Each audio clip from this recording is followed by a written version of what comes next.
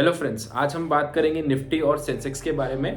तो आज हम देखेंगे कि इन दोनों के पीछे के बेसिक कॉन्सेप्ट्स क्या है और ये इंडेक्स क्या काम आते हैं और इंडिया में जो है इनकी इतनी इंपॉर्टेंस क्यों है।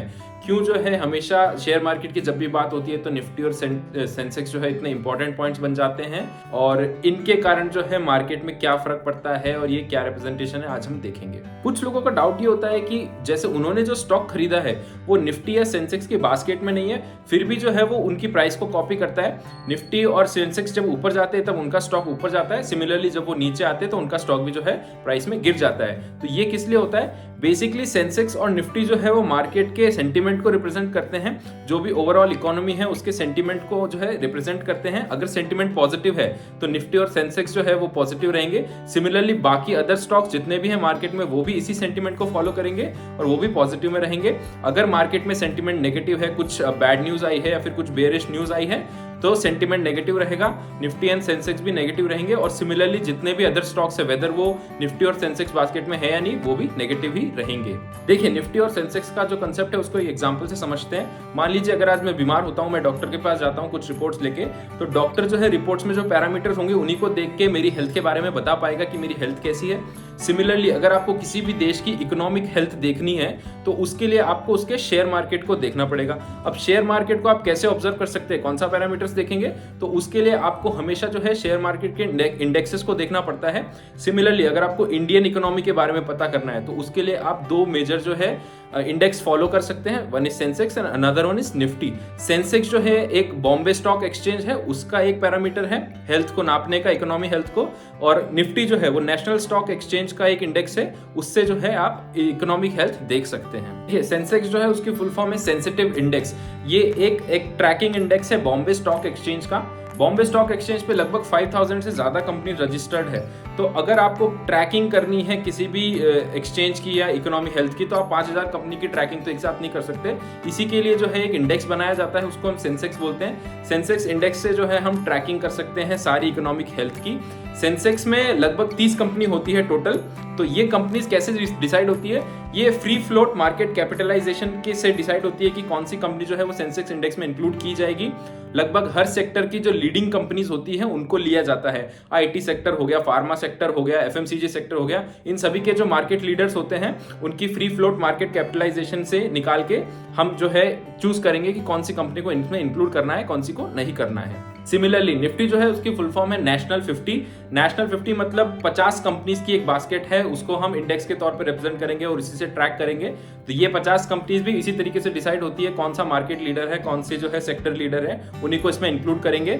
निफ्टी जो है वो एक नेशनल स्टॉक एक्सचेंज है, उसका इंडेक्स है और नेशनल स्टॉक एक्सचेंज पे लगभग 1600 से ज्यादा कंपनी रजिस्टर्ड है, तो उन सबको ट्रैक करना मुश्किल है, इसीलिए जो है ये टॉप 50 कंपनीज को रिप्रेजेंट करता है निफ्टी।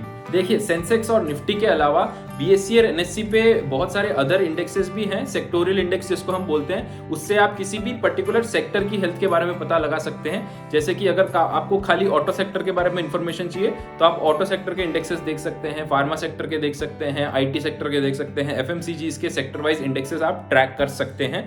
सिमिलरली स्मॉल कैप होता है, एक मिड कैप होता है, दो तरह के और इंडेक्स होते हैं। तो इनसे जो है आप स्मॉल कैप कंपनीज के बारे में जो है अगर आप ट्रैकिंग रखना चाहते हैं तो आप स्मॉल कैप इंडेक्स को ट्रैक करें। आप मिड साइज कंपनीज को अगर ट्रैक करना चाहते हैं तो आप मिड कैप इंडेक्स जो है उसका ट्रैक रखें। दोनों एनएससी और बीएसई पे जो है सेक्टोरियल इंडेक्सेस अवेलेबल हैं।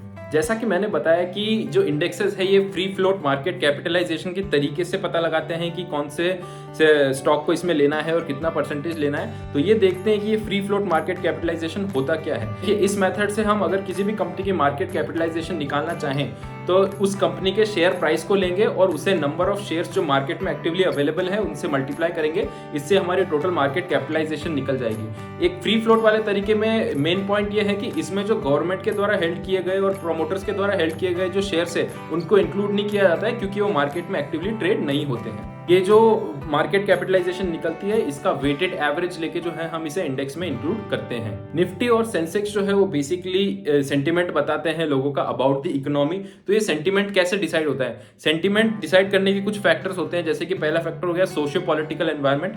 तो अगर पॉलिटिकली कुछ न्यूज आई है अच्छी या बुरी तो उससे जो है सेंटीमेंट लोगों का बदलता है। जैसे मार्केट में अगर गवर्नमेंट चेंज हुई है या कोई अलग सा रूल आया है किसी को भी लेके तो उससे जो है सेंटीमेंट इफेक्ट होगा। सेकंड होता है बिजनेस न्यूज अगर कुछ आई है, अगर आपको बिजनेस करने की जो ईज है उसको बढ़ा दिया गया है मार्केट में, तो ये पॉजिटिव सेंटीमेंट है। बिजनेस करने की ईज है उसको अगर आप घटा देंगे तो ये मार्केट के लिए एक नेगेटिव सेंटीमेंट है। थर्ड हो गया इंटरनेशनल अफेयर्स। तो देखिए आज की तारीख में हर देश की इकोनॉमी जो है एक दूसरे से इंटरलिंक्ड है, बहुत सारे गुड्स जो है इंपोर्ट एक्सपोर्ट होते हैं, तो कोई भी देश जो है वो फ्रीली जो है ट्रेड नहीं कर सकता।